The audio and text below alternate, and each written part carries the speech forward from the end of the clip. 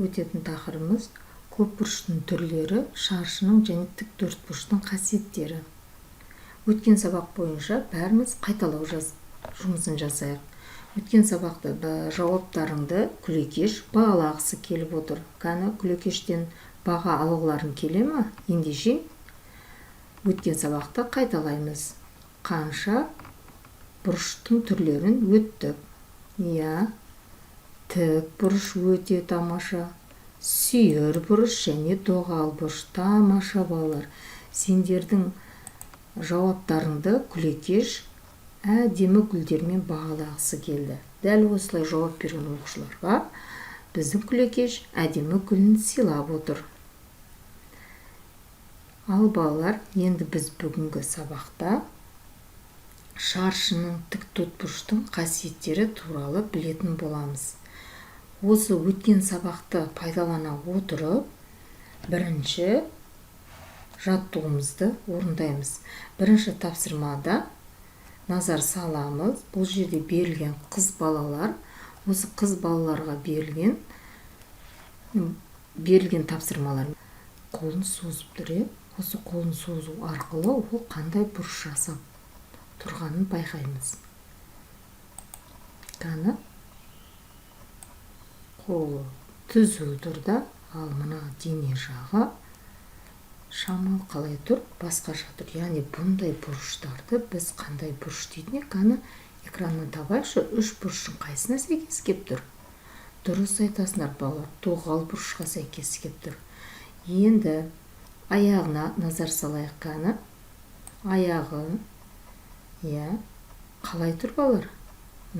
Аяғындағы жасаған бұрышқа қараймыз. Міне аяғы және міне қай бұрышқа сәйкес келіп тұр деп ойлайсыңдар?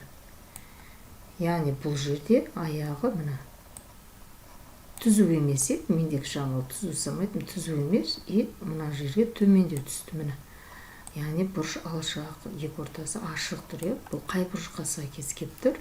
Доғал бұрышқа. Өте тамаша. Екінші қыз баланың қолына назар аударайық. Міне бірінші қолы нансамыз және екінші қолы арасындағы бұрышқа қандай бұрышты жасап тұр деп ойлайсыңдар? Үш бұрыштың қай бұрышына сәйкес келіп тұр? Дұрыс айтасыңдар, сүйір бұрыш, сүйір бұрыш жасап тұр екен. Енді үшінші ұл балаға қараймыз.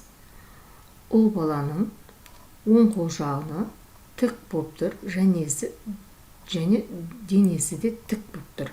Яғни бұл жерде қандай бұрыш пайда болды? Жарайсың, тік бұрыш пайда болды. Міне тік бұрыш жасап тұр екен. Енді аяғына көңіл бөлеміз. Аяғы және бұрыш жасап тұрған жерін сызып қоймыз сіздерге. Міне қай бұрышқа сәйкес келіп тұр? Осы үш бұрыштың. Дұрыс айтасыңдар, доғал бұрышқа сәйкес келіп тұр. Енді төртінші балаға көңіл бөлейік. Қаны бәрің өздерің ойлаңдар, төртінші балада қандай бұрыштар жасап тұр? Осы аяғына көңіл бөлеміз және мына қолды иілген жеріндегі бұрышқа көңіл бөлеміз. Осы тапсырманы өздеріңіз дәптерге жазып, қандай бұрыш екенін маған жолдауды ұмытпаңыздар. Сонымен біз өткен сабақты қайталай отырып, жаңа сабақты да бірсыпыра меңгеруге тырысып жатырмыз. Яғни өткен сабақ бойынша бұрыш түрлерін қыз бала, ұл балалар арқылы олардың қандай бұрыш жасап тұрғанын анықтай алдық. Келесі тапсырмаға назар аударамыз. Фигураға назар аударамыз. Бұл төрт бұрыш, төрт бұрышы бар. Міне төрт бұрышы бар. Сондықтан бұл төрт бұрыш.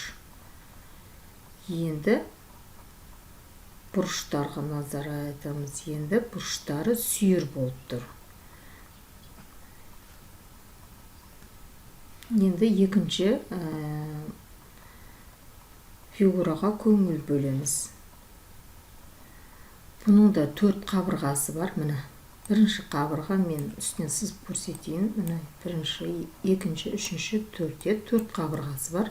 Енді бұрыштарына сызып көрсетеміз. Міне дәптерімізге осылай сызамыз сіздерде. 4 бұрышын табамыз осылай. Түзу, әдемі етіп сіздерге сызу өте қолайлы. Яғни 4 бұрыш көрейік, міне бірінші бұрыш сызамыз. Яғни бұл бұрышымыз қандай бұрыш болып тұр? Доғал болып тұр. Енді екіншісін сызамыз, міне. Екінші бұрыш, үшінші және төртінші. Бұл бұрыштарымыз сүйір бұрыштар болып тұр. Енді төртінші фигураға көңіл салайық. 4 қабырғасы бар. Және бұл фигураның бұрыштары тік. Барлық бұрыштары тік болып тұр. 4 бұрышы да тік.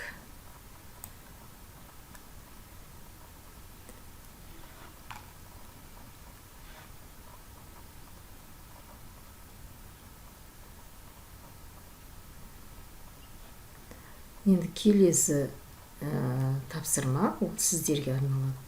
Яғни осы қарай отырып, 4 қабырғасы және әр қабырғасы қандай бұрыш жасап тұрғанын сызып, астына жазып қойыңыздар. Жарай ма? Сонымен бұл жерде тік болатын бұрыштарды тап деп тұр. Бұл жерде екінші фигурамыз және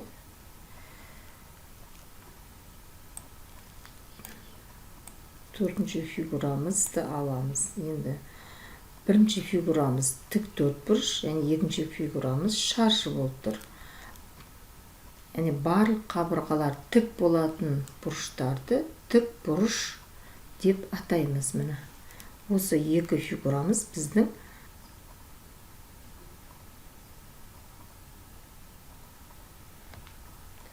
енді қараймыз, қалған фигураларға қараймыз. Бұлардың бұрыштары тік па? Яғни бұлардың бұрыштары тік емес. Бұлардың бұрыштарын жаңа әр түрлі бұрыштар екенін біз білдіге сызу арқылы. Яғни бұлардың бұрыштарының ешқайсысы да тік деп айта алмаймыз.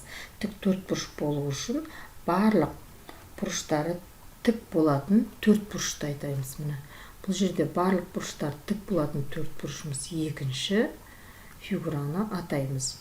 Төртінші фигурамыз ол шаршы. Бұның да бұрыштары тік 4 бұрыш бола алады.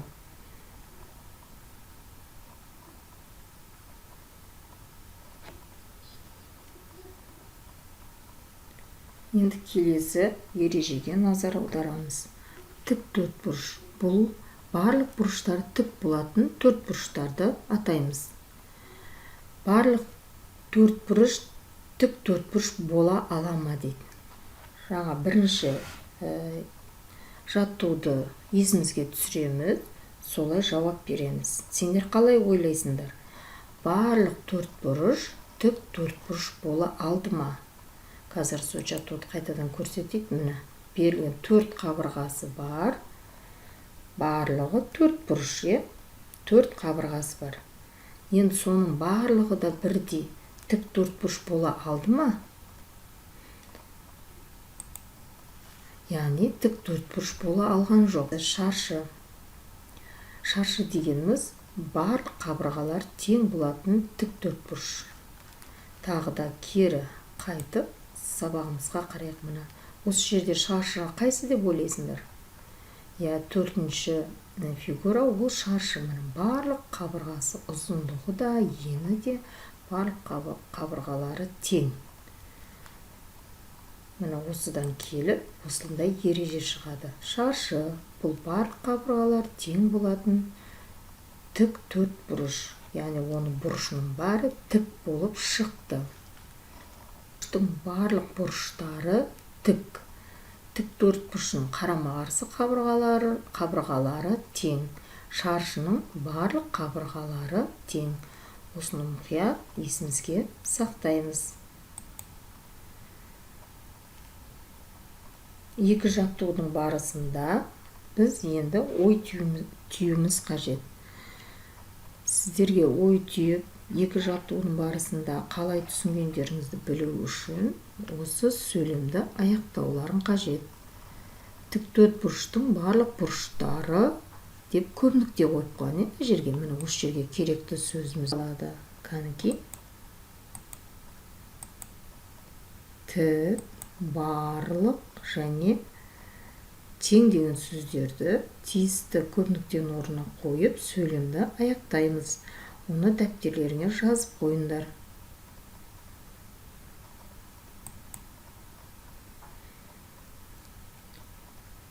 Келесі оқулығымыздың 9-шы бетін ашамыз. Бұл жерде номері 4-ке қараймыз. Енді бұл жерде бір фигураны түсіндіремін.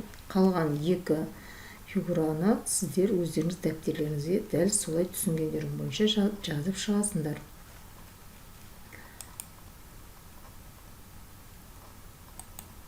Бірінші біз ені бірдей тіктөртбұрыштарды ата дейді. Ені бірдей. Бұл жерде бізге керек ені деген ұғымды білуіміз керек. Міне, бірінші тіктөртбұрышқа назар саламыз. Бірінші А және В. А және В бұл тіктөртбұрыштың ені. С және Д бұл тіктөртбұрыштың ені болады. Енді ұзындығы дегеніміз В және С ол ұзындығы. Осы екі аралық ұзындығы. Және ұзындығы А және Д. Тіктөртбұрыштың қарама-қарсы қабырғалары, міне, екі ұзындық бір-біріне қарама-қарсы болып тұр, міне. Қарама-қарсы, яғни қарама-қарсы қабырғалар тең болады. Және міне ені де тең. Яғни тіктөртбұрыштың қарама-қарсы қабырғалары тең.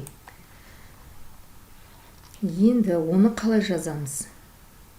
А, В, С, Д тіктөртбұрыш, тіктөртбұрышымыз. Қазынандай тіктөртбұрыш белгісін жазып қоясыздар. Ені бойынша жазамыз. Ені бойынша А және Б. А және В тіктөртбұрыштың ені болады. А және В-ға С, Д тең болып тұр мына жерде. А, В-ға С, Д тең. Осылай тең белгісін осылай қойып жазамыз. Енді ұзындығы бойынша. Міне ұзындығы деп жаздым. Негізі фигураларда ұзындығы ені деп жазылмайды. Сендер түсінікті болу үшін мен осылай жазып қойдым. Ұзындығы В және С. В және С-ға А және Д қабырғалары тең. Тең белгісін қоямыз. Міне өстіп жазып шығамыз. Келесі фигураларды дәл осылай жазып шығамыз. Ені және ұзындығы бірдей тіктөртбұрыштарды атаймыз және оның тең екенін осылай жазып шығамыз.